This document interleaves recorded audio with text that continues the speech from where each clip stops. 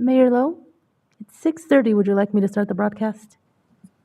Yes, please, Christina. Thank you very much. The broadcast is now starting. All attendees are in listen-only mode. Good evening. I would like to call the October 4th, 2022 City Council meeting to order. It's now 6:30 in the evening. Let me just take care of some brief announcements. GoToWebinar transcripts of council meetings are available upon request after the council meeting. For real-time transcription, visit your Apple app or Google Play Store and download services such as Live Transcribe or Live Caption. Given the global COVID-19 pandemic, this meeting is being conducted both telephonically and in person. Members of the City Council and staff may be participating either in person or telephonically. The public is encouraged to join the meeting online or by phone at the numbers printed on the agenda, which can be found on the city's website, which is www.diamondbarca.gov, or in person. Main Auditorium, AQMD Management District. We have also allowed public comments to be submitted in advance to the city clerk. If any were received, they will be noted for the record when we get to the public comment period. This meeting is being recorded, and by participating, you are giving your permission to be televised. This meeting will be rebroadcast every Saturday and Sunday at 9 a.m. and on alternate Tuesdays at 8 p.m. and archived for viewing on the city's website. This evening, the City Council began its work at 5:30 p.m.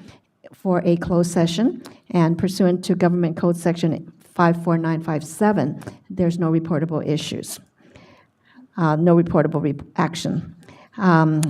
Please join Councilmember Tai for the Pledge of Allegiance and remain standing for the invocation by Deacon Al Guerrero of St. Denis Catholic Church. Would you stand with me and let's say the pledge to the flag that represents the greatest country on God's green earth. Begin. I pledge allegiance to the flag of the United States of America and to the republic for which it stands, one nation, under God, indivisible, with liberty and justice for all.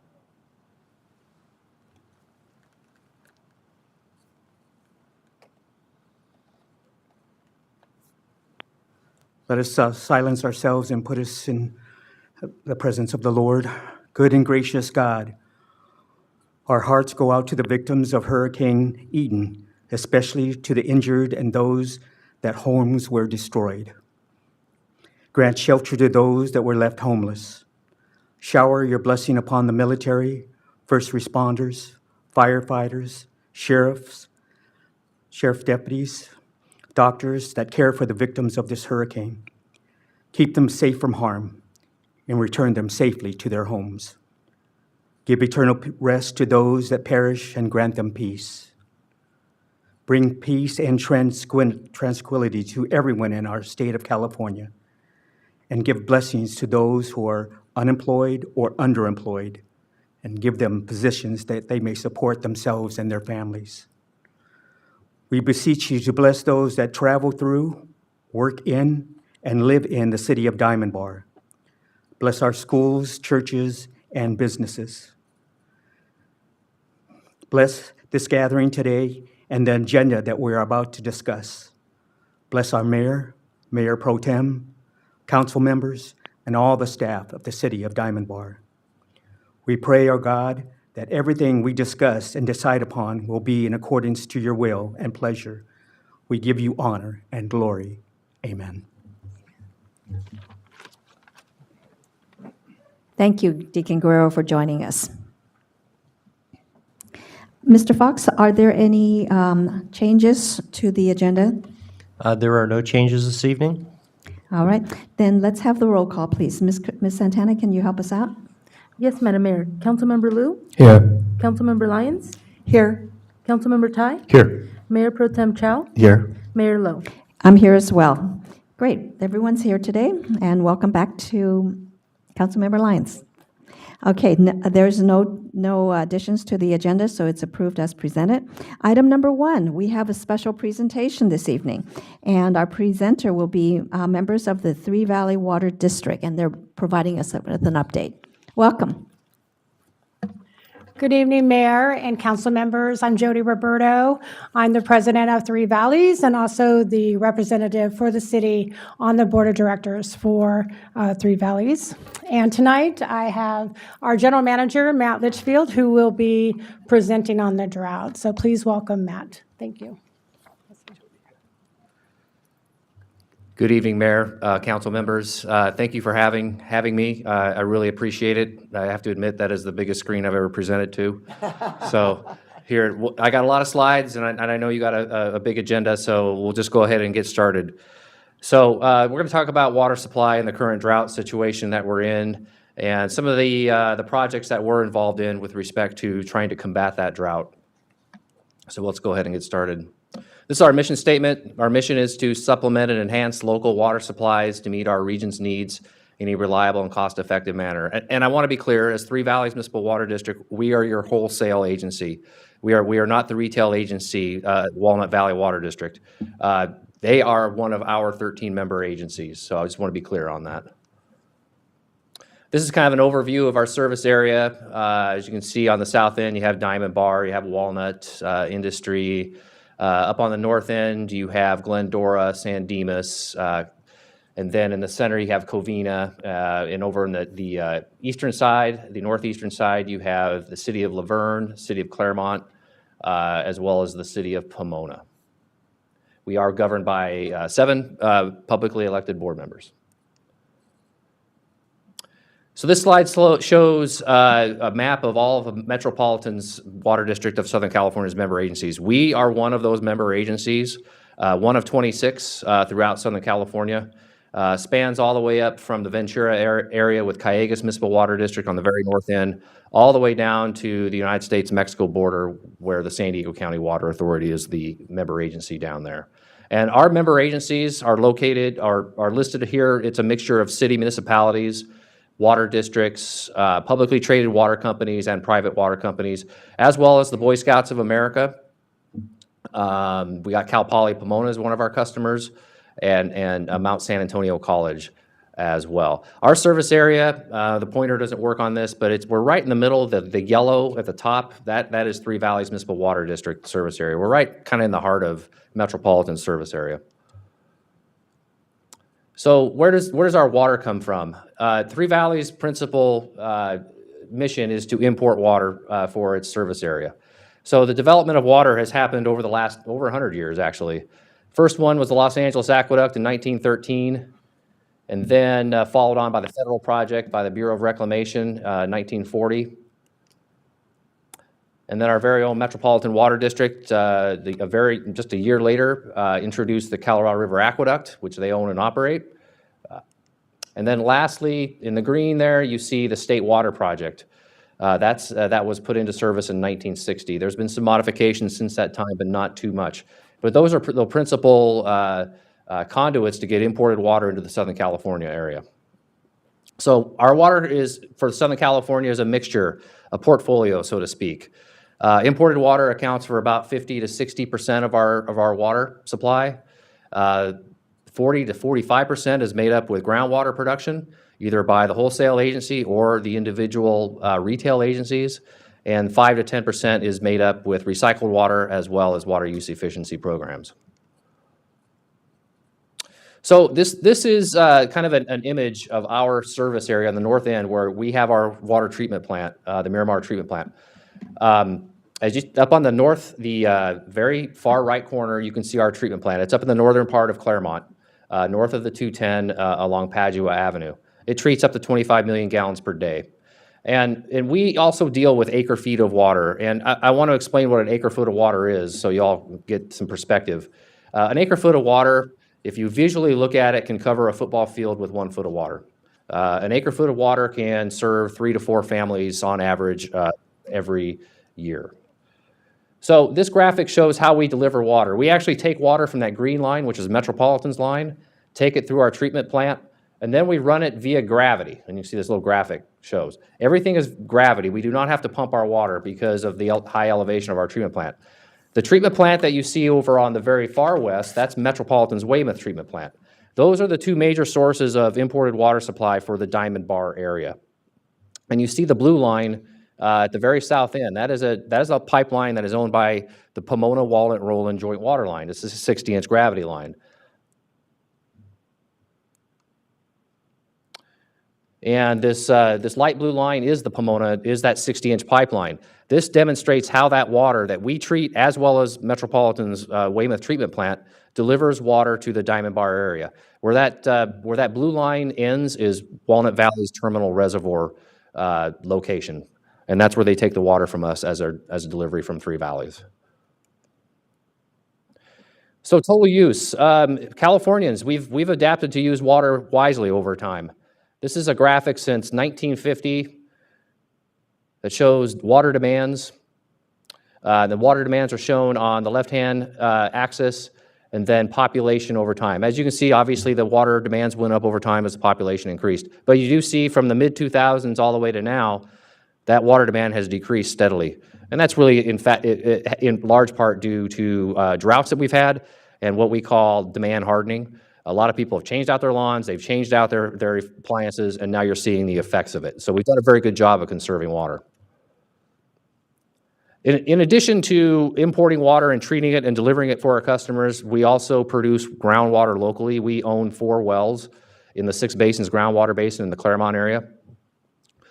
They pump ground from the water and deliver it to the treatment plant for disinfection and into the reservoirs and delivery, even including the Diamond Bar area. It all comes to the same plumbing. So one thing that we've all heard about lately is the drought emergency that's really affecting the State Water Project exclusive areas, what we call them. You are not included in that drought emergency because right now the Diamond Bar area through Walnut Valley is not taking any imported water from the State Water Project. They're only taking water from the Colorado River Aqueduct. And that's all of the water that's coming to Diamond Bar is being treated at Weymouth's treatment plant and not by Miramar for our treatment plant.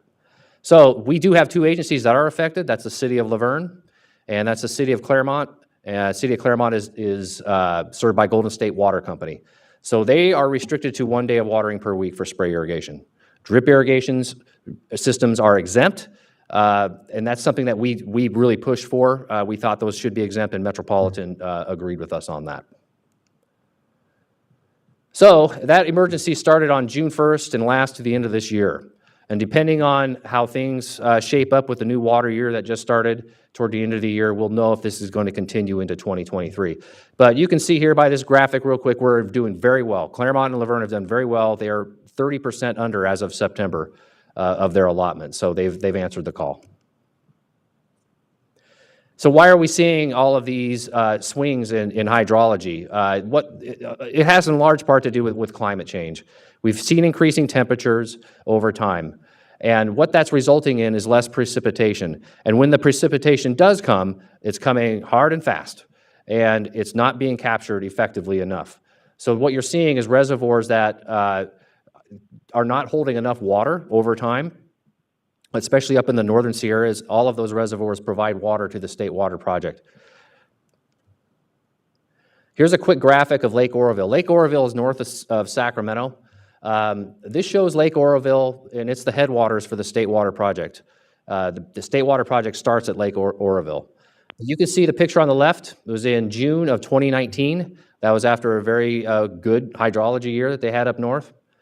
And then fast forward to June 9th of 2021, a little over a year ago, that's what Lake Oroville looked like.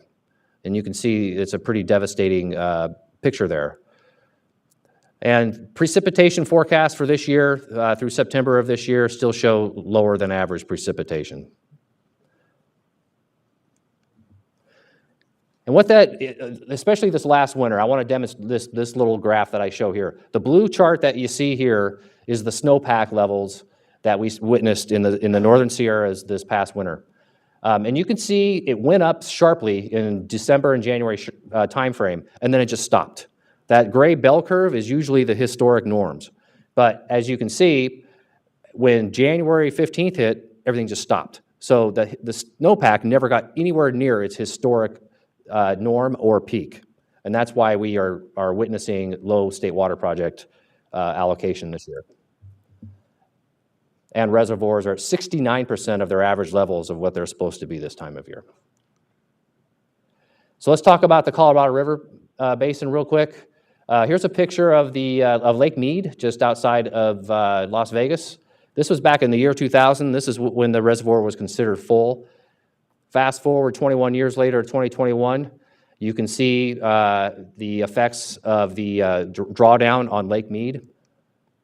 And then this was just this June of this past year, how much it's even dropped in just 1 year. This graphic, I'm not going to get into the detail of it, but it shows the wild swings that the Colorado Lake Mead has experienced, and it's experiencing a historical low right now. California is not affected, at least not yet, based on that level. This level 2, we're at level 2 shortage.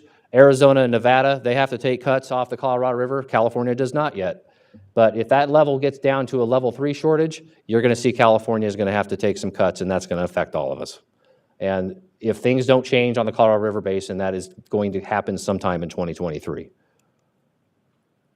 So some of the local projects that we're working on with Metropolitan, we're working on new sources of supply locally, since we're seeing major swings in imported water supplies nowadays. This is a project that Metropolitan has commissioned. It's Pure Water Southern California. This project, it's an advanced wastewater treatment facility that can produce, when it's built out, 160,000 acre feet per year. That's about 10 to 12% of what Met imports. So that's a big piece of the pie. And we have a 6,500 acre feet per year commitment to that project for our member agencies. The project is located down in Carson at LA County Sanitation District's large wastewater treatment facility down there. There's going to be a large diameter pipeline installed for many, many miles all the way to the San Gabriel Valley, where that water will be recharged, and eventually that water will also be used as direct potable reuse water at Metropolitan's Weymouth treatment plant. But we advocated, Three Valleys advocated, that we wanted to get some of that water in our service area to our Miramar treatment plant, as well as our spreading grounds, which are adjacent. So part of that phase is to use an existing pipeline called the Exusa pipeline, owned by the San Gabriel Valley Municipal Water District, to move some of that recycled project water into our service area for our member agency benefits. The other thing that I want to make clear is we do have recycled water in our service area. In fact, you have it here in Diamond Bar, and you have it in Walnut. These two maps here for Walnut Valley Water District, they have 40 miles of recycled purple pipe for tertiary water that is treated by the LA County Sand at the Pomona wastewater treatment plant. And your neighbor, Roland Water District, just to the west of you, also delivers and treats or delivers recycled water to various customers, especially in the city of Industry. So Walnut Valley, for instance, they have 40 miles of pipe and 6.2 million gallons of storage capacity for recycled water. Not many people know that, but I want to make sure that everybody is aware that we do have recycled water in the Three Valleys service area. We also do spreading grounds. We have spreading grounds just adjacent to our treatment plant in Claremont, the San Antonio spreading grounds. We have facilities in place where we actually have imported state water project and recharge it for the benefit of our wells and for the wells in the 6 basins by other purveyors. In our treatment plant, you can see right there on the lower left-hand side of the picture. The other thing that we're embarking on, like I mentioned earlier, you're seeing a lot more flashier storms. They're coming hard, they're coming fast, and the runoff is intense. One thing that we're working on just north of our treatment plant is the San Antonio spreading grounds. We sponsored we were the lead agency for the strategic plan, programmatic EIR for that project and a whole myriad of other projects. The bottom line is the current facilities that are there now are not adequate. You can see up in the picture there, you can see the small recharge basins that are there now. This project is going to increase it by that green surface area, because there's an opportunity during wet years to capture up to over 40,000 acre feet per year of stormwater and recharge into the ground. Right now, it just runs down the channel and it's lost. So this kind of shows a depiction of what those new basins would look like, and we're currently working with the water master for the 6 basins to make that happen within the next 5 or 6 years. So what can you do? What can we all do to help? Well, like I said in that graphic, we're already doing a really good job of changing out our landscapes, but there's always more that could be done. as far as changing out landscapes and also changing out appliances. The two websites let's focus your attention on are SoCalWatersmart.com and the BeWaterWise.com for the rebate programs that Metropolitan Water District funds. So as far as that, I went pretty fast. Hopefully I made it within 15 minutes. That's all I have for you all this evening, and I'd be happy to take any questions if you have any. Okay, Councilmember Ty. Thank you, Mayor. It's Mr. Richfield, right? Litchfield. Litchfield, Yes. so close. You indicated that the water comes hard and fast when it comes. Am I correct in saying that Diamond Valley Reservoir was built by Three Valleys? Diamond Valley Reservoir was built by Metropolitan Water District. Metropolitan. Yes. So what do we, I mean, maybe you're not in that business and we have to depend on Metropolitan. What do we do about additional storage? Well, like I said, the stormwater capture project is one of the projects that we're working on to capture that local water more efficiently. The local water that comes down naturally, that water is free. You don't have to purchase it. So there's certainly incentive to work on that project to get that, to have that project implemented quickly. The other, like I said, we are working on the recycle water project with Metropolitan. Metropolitan is also working with us to increase groundwater production in groundwater basins that are stranded due to water quality issues and contamination, especially in the main San Gabriel Basin. We have a project that we're working on there, and we also have a cyclic storage account in that basin that we can't exercise because we don't have the facilities to do that. But I didn't have a slide on that, but that is something that we're trying to work for more local storage in our service area. Excellent. So you mentioned regulations. That makes the hair on the back of my neck stand up because we deal with, I'm sure, the same way you do with Sacramento. Yes. What, if anything, can be done to ease those regulations to help during this difficult time? Well, the governor in August released his water plan. I'm not sure if you have seen it. And one of the 4 prongs of his water plan was to ease permitting for water projects. Because as you know, water projects, if you have a massive water project, it takes years to implement. That Pure Water Southern California project that Metropolitan is trying to build, it's not going to be up and running full capacity until 2032 to 2035. That's just how long it takes these large water projects to be permitted, designed, constructed, and put into service. So anything to shorten that permitting period that we can achieve from the state of California is welcomed. It's a step in the right direction. And so the governor has relaxed some of those guidelines? He hasn't yet, but that's part of the process. It's and a whole other presentation I can give to the council later is we're part of a coalition called the Solve the Water Crisis Coalition. It's made up of water districts formed by general managers up and down the state of California that basically is telling the state, look, we've done a lot locally with our retail agencies, the wholesale agencies. You've asked us to step up to conserve, produce more local water supply. We've done that. Now the state needs to step up and fix the state water project system. They need to build this Delta Conveyance project. They need to build Sites Reservoir, which is another storage project, the 1.5 million acre feet storage below Shasta. So those are the type of things that we're really pushing the governor to push on. His water plan it's a step in the right direction, but it needs more. But that's why the coalition was formed, to keep that moving along. Great. Thanks very much. You're welcome. Councilmember Lyons. Thank you, Mayor.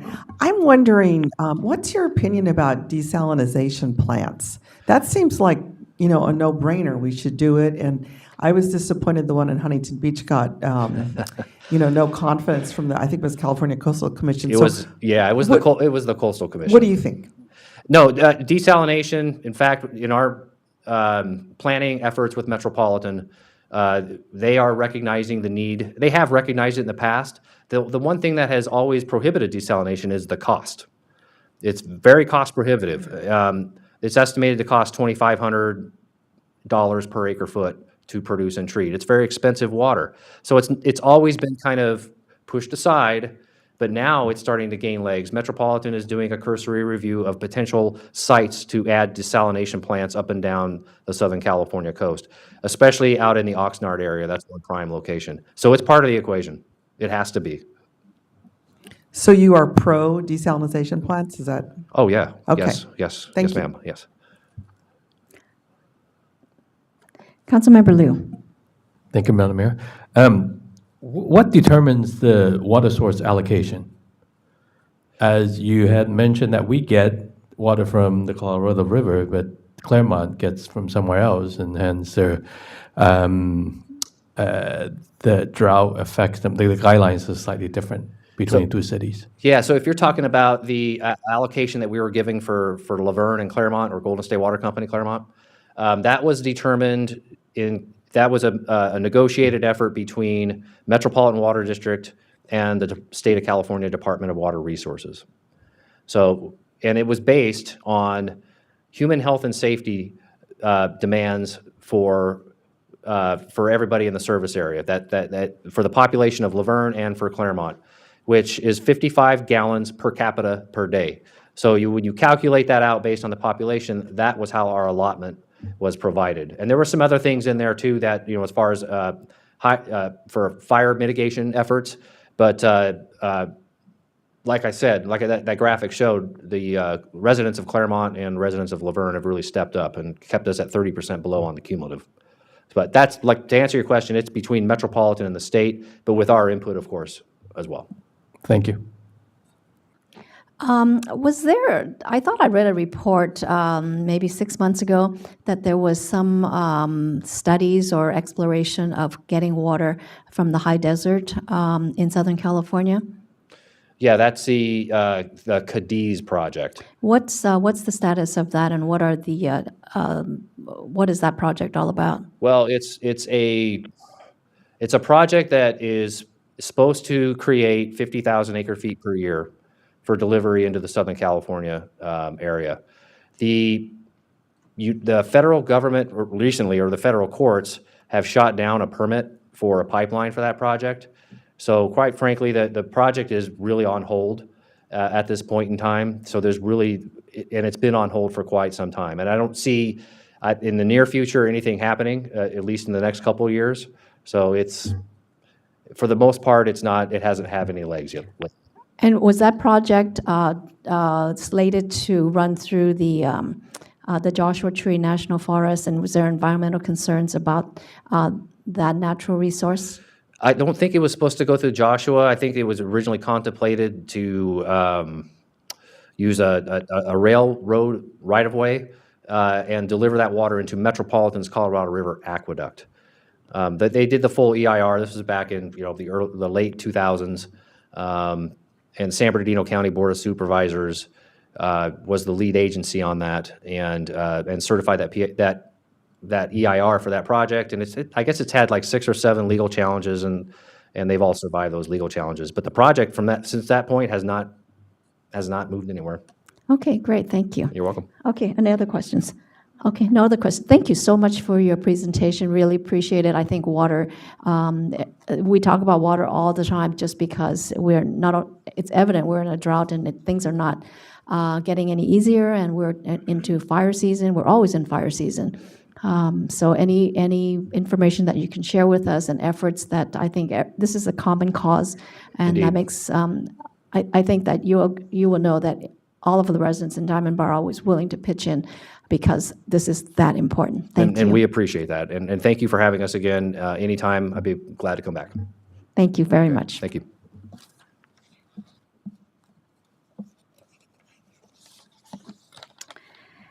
Okay, item number 2 is city manager reports and recommendations. Mr. Fox, let me turn that over to you. There are no additional reports or recommendations this evening. Okay, great. Then next we go to public comments. Public comments is the time reserved on each regular meeting agenda to provide an opportunity for members of the public to directly address the council on consent calendar items or other matters of interest not on the agenda that are within the subject matter jurisdiction of the council. Although the City Council values your comment, pursuant to the Brown Act, members of the City Council or staff may briefly respond to public comments if necessary, but no extended discussion and no action on such matters may take place. There's a 5-minute maximum time limit when addressing the City Council. At this time, I will call up any speakers who have submitted a speaker card. I have not received any speaker cards today. Ms. Santana, have you received any speaker cards from the audience? No speaker cards have been received. Okay. And what about from our audience at home? Have you any comments or hands up from the audience at home? No emails were submitted for public comment for tonight, and there are no hands raised at this time. Okay. Do you want to make an announcement, or is that not necessary? Well, we do have 2 members of the public joining us, so if you would like to provide a public comment, please click on the raised hand icon in the GoToWebinar program, and we will unmute callers one at a time. You will know it is your turn to speak when you hear a recorded message state unmuted. And new hands, Mayor. Okay, well, thank you. Then I will close the public comment period for this evening.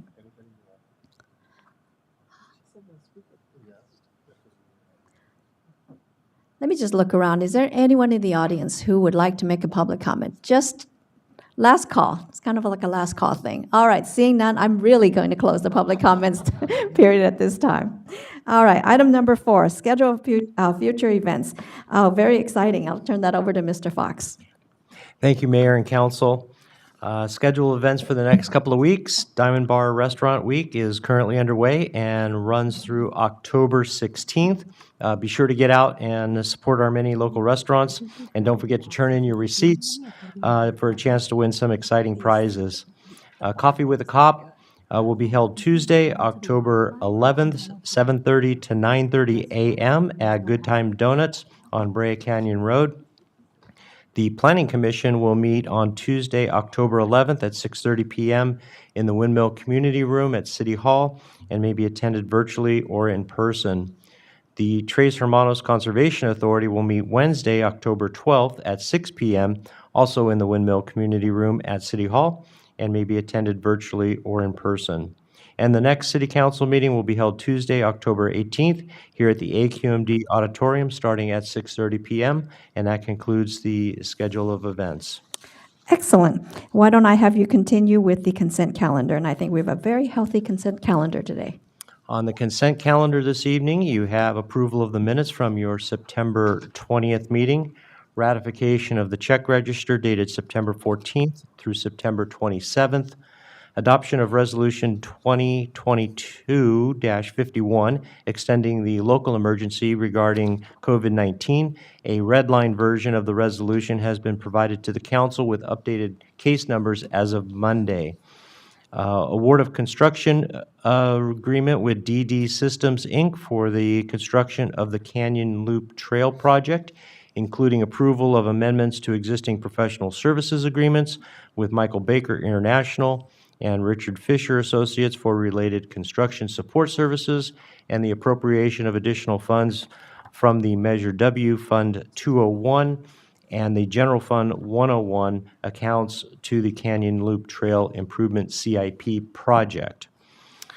Approval of consultant services agreement with Tate & Associates for the design of the groundwater drainage improvement project, phases 4 and 5, and adoption of Resolution 2022-52, authorizing participation with Omni Partners to utilize Train US for the design of the Diamond Bar Center HVAC replacement project. And that concludes the consent calendar this evening. Great, thank you, Mr. Fox. Let me bring it back to my colleagues on the dais. Does anyone wish to pull an item off of the consent calendar, or will there be a motion with respect to all the items? I will move the items, but I would like to abstain on 5.1. Thank you. That would be a motion by Councilmember Lyons. Do I have a second, please? A second. Thank you. That'd be a second by Councilmember Liu. Ms. Santana, can you help us with the roll call?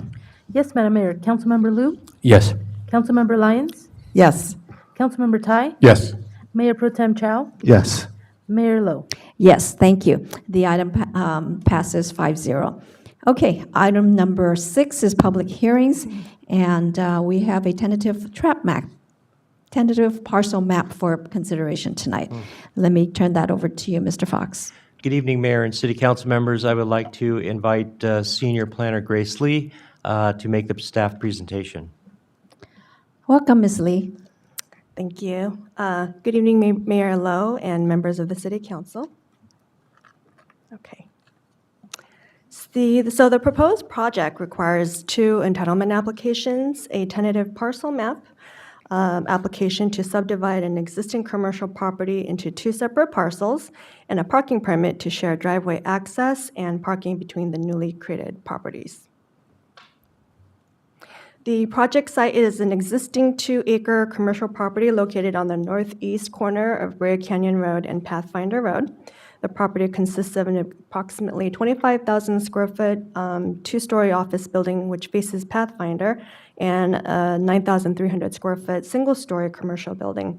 There are commercial properties to the north located within this commercial center, but they're all under separate ownership from the project site and is not part of the proposed subdivision application.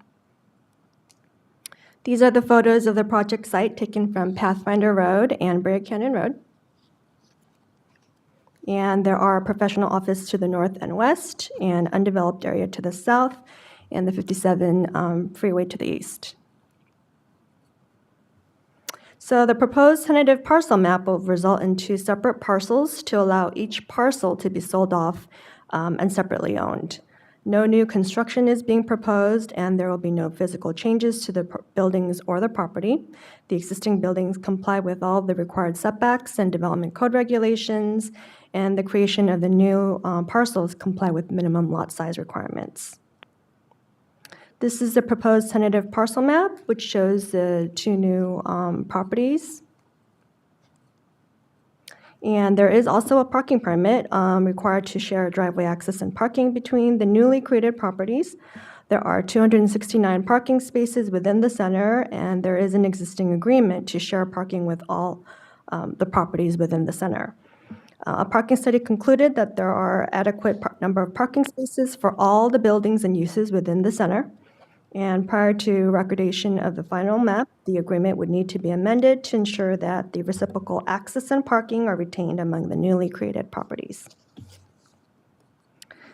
The project is categorically exempt from further CEQA review, and that concludes staff's presentation, and I'm available for any questions you may have. Thank you, Ms. Lee. Any questions from the council? All right, I'll have a question. Are there any covenants or obligations that are recorded against the entire project the entire property at this time? Yes, there is a condition of approval requiring change to the condition, the CCNRs within the shopping center to ensure that property maintenance as well as parking and driveway is all shared among all 4 property owners. And would those covenants continue after this parcel has been subdivided? Yes. Okay. And the applicant is in agreement with all of the conditions of approval that have been recommended so far? Yes, and the applicant is here, should you have any questions. Okay. All right. Any other questions? Okay, no questions. Then thank you, Ms. Lee. Let me just open the public hearing to see if there are any public comments. Anyone in the audience would like to make a public comment as to this item? Okay, I don't see anything. Ms. Santana, do we have anyone at home or joining us online? We do have a resident online, so if you'd like to comment on this public hearing item, please click on the raised hand icon in the GoToWebinar program. And there's no hands raised, Mayor. Okay, thank you. Then I will go ahead and close the public hearing aspect of this item number. So item number D, Mr. Fox, do we make a motion to find the project categorically exempt, or do we do the adoption of the resolution which by operation would satisfy item number D?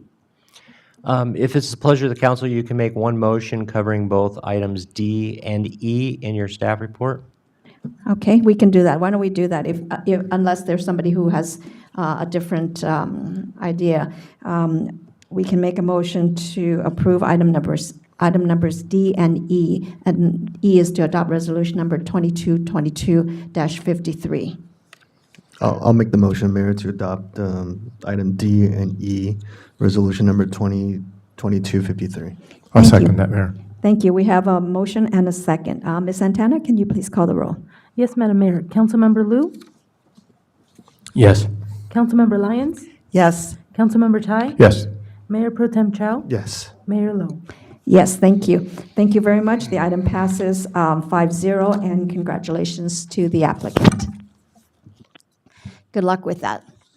Okay, item number 7 is council considerations. There are none this evening, and that brings us to item number 8, which is council subcommittee reports and meeting attendance reports.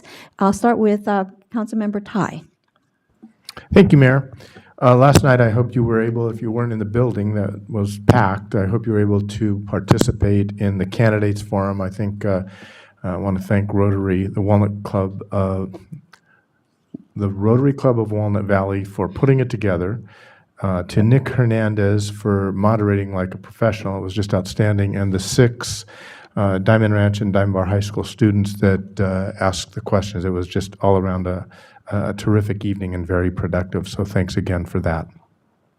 Last week, I was with Contract Cities where we had a presentation on emergency operations, and it was wonderful to be able to talk with everybody and say, yeah, we do that.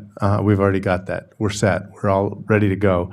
And I just want to thank staff again for the forward thinking that it takes to put something like that together and be prepared for the emergencies. And so it's Restaurant Week. Thanks very much for 15 days of Restaurant Week. I understand, I checked with CC, and every restaurant in the city is participating. And so far, I made it to Chili's and Bagaloo. So I'm going to spot you right now and say I don't think I'm going to make it to all of them, but hope everybody enjoys, participates, and is part of it. Thank you. Good night, and God bless you. Don't forget Waba Grill tonight. Oh, right. No receipt. Oh, Councilmember Lyons. Thank you, Mayor. And I would like to remind council they can't win these prizes anyway. So receipts don't matter.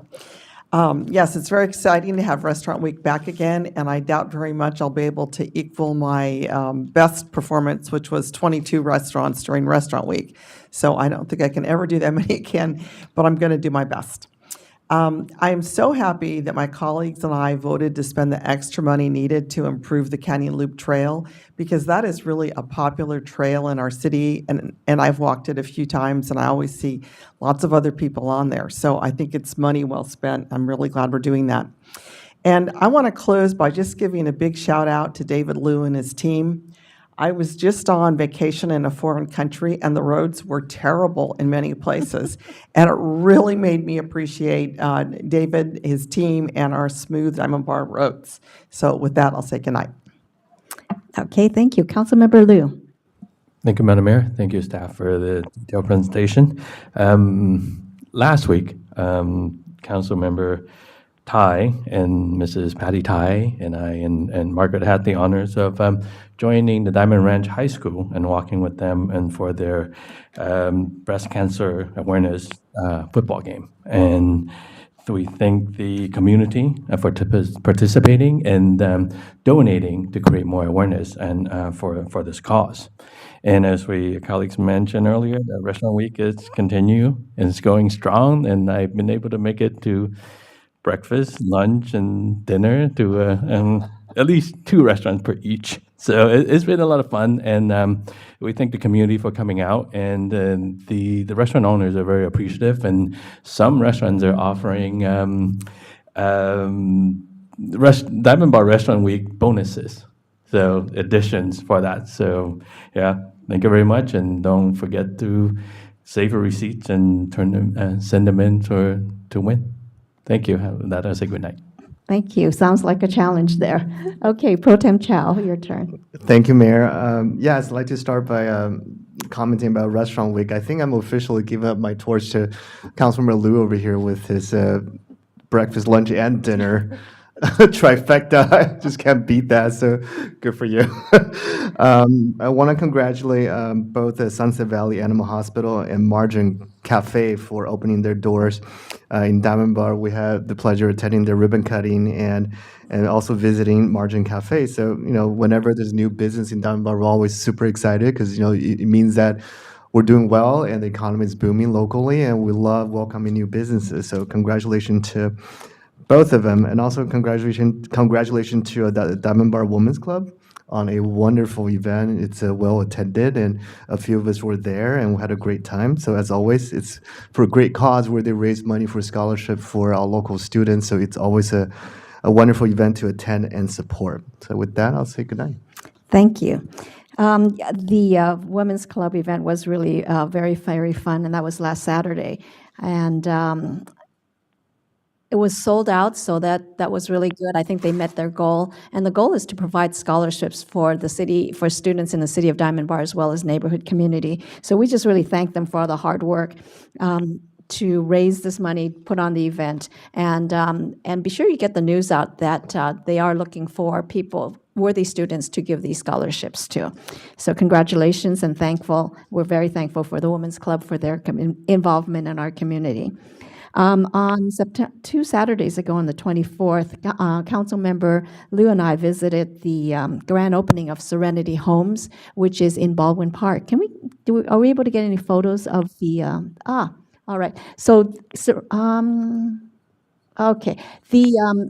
I'm sorry I don't have a full shot of the exterior, but what Serenity Homes is, it's a little village of tiny homes, and there's 16, 17 homes set up in a village, and but they are different than some of the other homes that for, what do they call that, for folks in transition. This is a transitional home for people experiencing homelessness, and the idea is that they would live here for 6 months, a year, until they find something permanent. And the difference in these homes, as you can see from the interior shots, is that this is a bunk bed.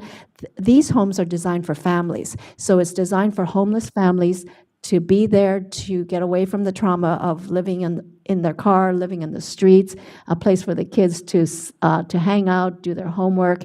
At this location, 3 meals a day are provided. There's wraparound services that are provided. There's a common area where families can hang out, but then at the end of the day, and when they need quiet time, they can retreat to the interior. And as you can see, the interior is really quite nice. There's a bunk bed, there's shelving, there's a sofa that folds out into another bed.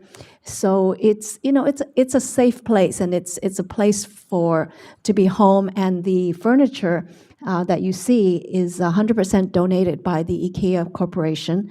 All of this was donated, and Senator Rubio was able to secure a substantial grant to build this and to buy the lot. And to me, this is a place, not just home, but it's a place of hope. It's a place where you can start building again. For whatever reason that brought you there in the first place, it's a way to take a break and get out of it and start anew. And there's just so many people in the community. There were hundreds of people that attended this great opening. And it was everybody there who had a heart to help people who really desired a better life.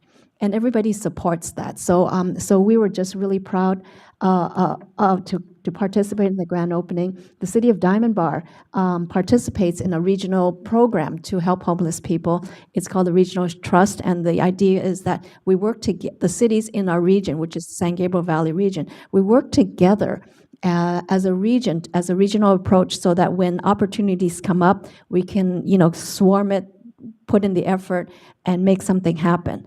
And when those resources and when the efforts are grouped together, then we can make this happen. And in Baldwin Park, this is their second facility to combat homelessness. The first one is tiny homes for singles. This is a tiny home for families. So what's next? Well, it's up to those of us to make something happen so that we can help people in our community who really need the help and who want our help. Okay, so with that, I want to thank staff for a great job this week, and thank you for preparing the report. Thank you for doing the work and keeping our project going with the trails. And it's we're into October, and we're looking forward to Halloween soon. And so with that, thank everyone for joining us. And with that, I'll say good night and close the meeting at 7:19. Good night, everyone.